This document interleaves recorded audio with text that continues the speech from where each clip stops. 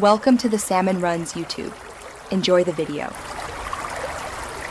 Hello everyone. In this video, I will show you how to make delicious salmon kabobs using an easy method. First, gather your fresh ingredients like salmon fillets, colorful bell peppers, and red onion.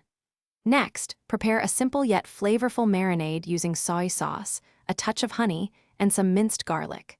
Finally, make sure you have your wooden or metal skewers ready for assembling these fantastic kabobs. This simple preparation sets the stage for a truly enjoyable meal.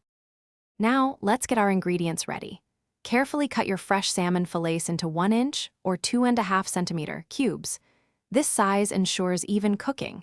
Next, slice your bell peppers and red onion into pieces that are roughly the same size as your salmon cubes.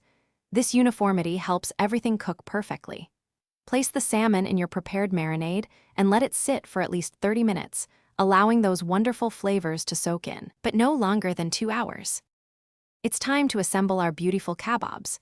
Take your skewers and begin alternating the marinated salmon cubes with your colorful bell pepper and red onion pieces. Try to leave a small space between each piece. This allows for better air circulation and more thorough cooking. Aim for about 4 to 5 pieces of salmon on each skewer, balancing them with the vegetables. Don't overload your skewers, as this can hinder even cooking and make them harder to handle. Finally, let's cook these delicious kabobs. You can either grill them or bake them in an oven preheated to 400 degrees Fahrenheit or 205 degrees Celsius. Cook them for about 8 to 12 minutes, making sure to turn them once halfway through until the salmon is beautifully flaky and cooked through.